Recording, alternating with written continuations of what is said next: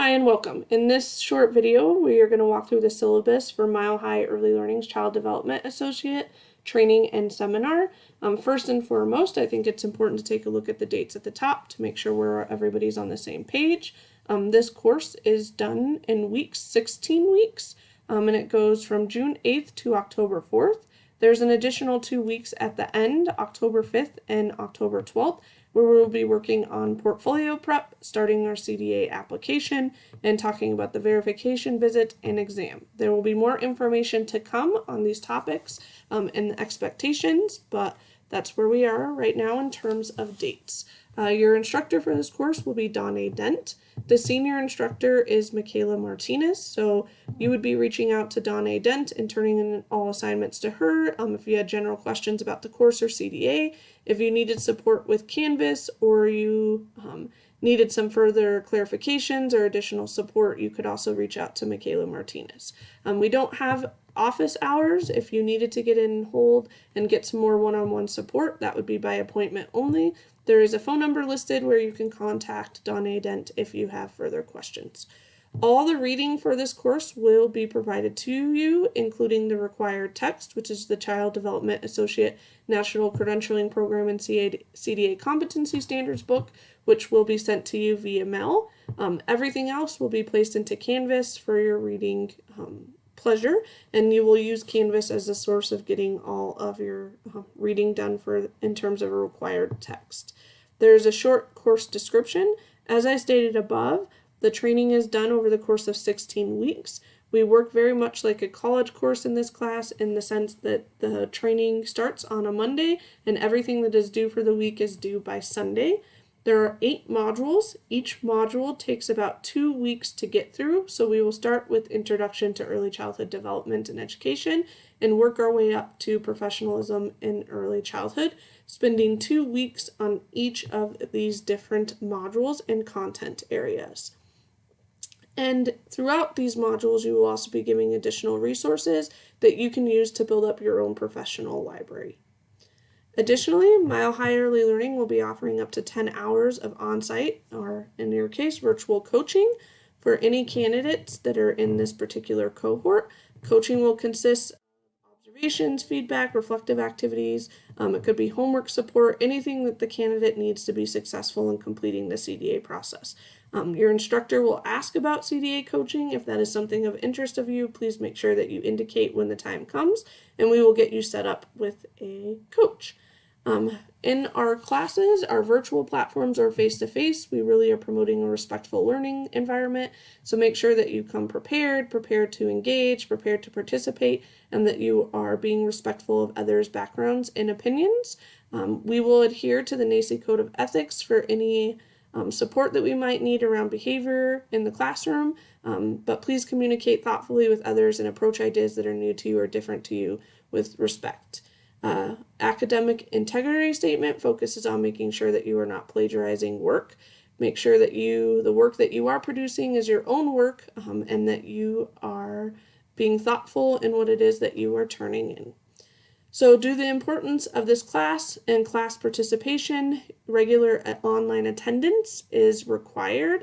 Attendance in our weekly Zoom meetings is also mandatory. If you need to miss a weekly Zoom session, you need to get prior permission before that happens, and you will be required to complete an additional reading assignment to make up for participation. At the end of the training, all candidates must have 100% or 16 points total for attendance. The way that you get your point back after you miss a session is by completing that reading. If you do not do that, you will be missing a point, and at the end of the training, you will not be given your certificate of completion. So it's very important that you participate in the weekly Zoom meetings. It is mandatory, and if you are going to miss, that you're communicating with the instructor and that you do the makeup assignment to make sure your participation points are at 16 points total. There are no late assignments. They are all due when given on the dates and times that are in this syllabus. However, you should reach out to the instructor if you're having issues with getting things turned in. Points will be docked for each late assignment that is turned in, and you are only allowed to miss up to 3 of the weekly Zoom sessions before you run the risk of being kicked out of the course. Candidates who fail to comply with the attendance policy, late assignment, or makeup policy will not receive a completion of training at the end. So it's very important that you're staying on top of your assignments and that you are participating in not only the weekly content, the discussion posts, but that also you are coming to the weekly virtual meetings as well. All assignments that you turn in must be typed. Work submitted should be reflective of class expectations. We're really looking for 12-point, Times New Roman, double spaced. We really set up this course to be reflective of being in a college level course, like at a community college. And so we're kind of trying to hopefully prepare you for that experience after you leave here. So it's important that the work that we are turning in is professional and makes sense and looks nice and is typed and is in APA. All right, so we're going to go over a little bit the course requirements and evaluation. So I think the first thing to point out is that this course does have grades in it. We're really focused on a pass or fail. So anybody who is able to obtain between 156 and 109 points is going to pass. Anything under 108 points, you will fail. It's really important that you're turning in assignments, not only so that you can pass this course and get a certificate of completion at the end, but also so that when we do come together at the end to put together our portfolios, most of your work will actually already be completed, and it's just a matter of organizing it. So let's go ahead and take a look at some of the things that you will be turning in this semester. So first, we've already talked about class participation and attendance. You get 1 point for each Zoom session you are in attendance for 16 points total. Again, if you miss a Zoom session, you are required to make it up by completing a reading reflection.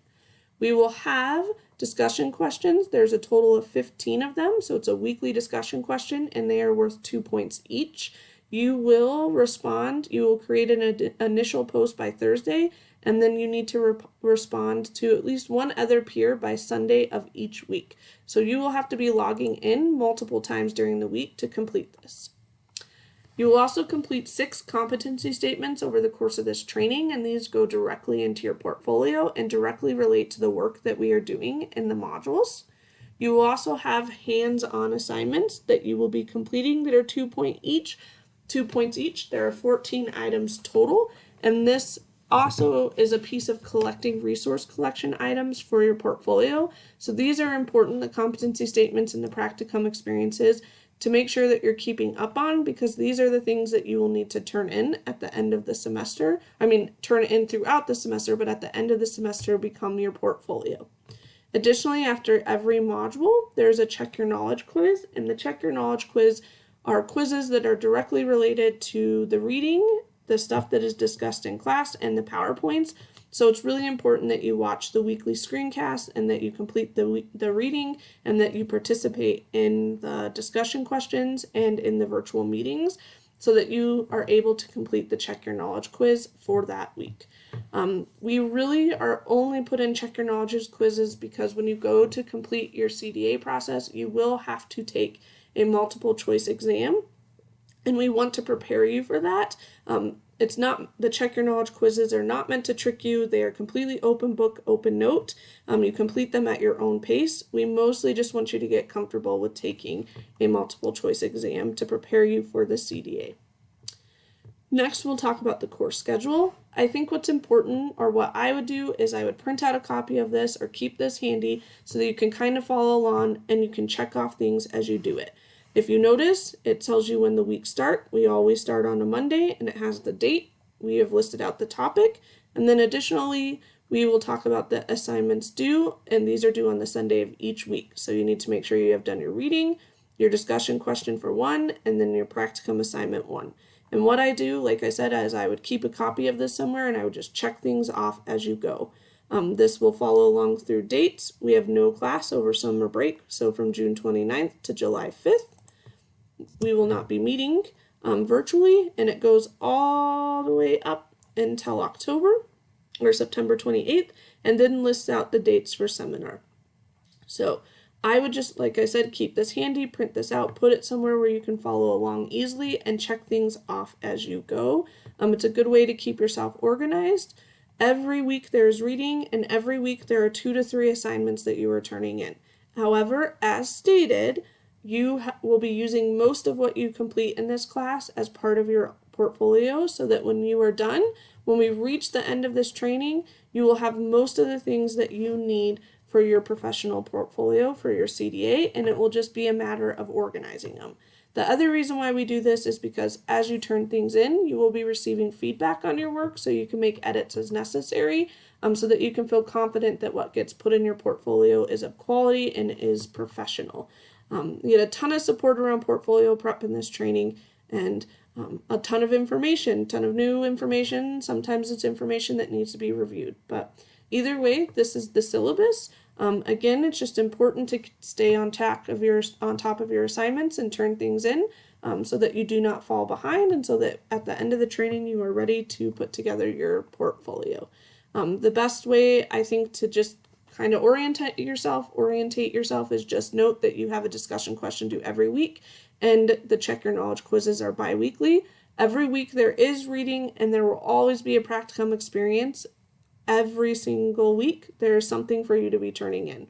Your competency statements usually come at the end of a module, so you'll get the information around the competency statement, and then you'll be writing a reflective statement in regard to the information that you just learned. So again, please print this, keep this handy, and as always, reach out if you have any questions.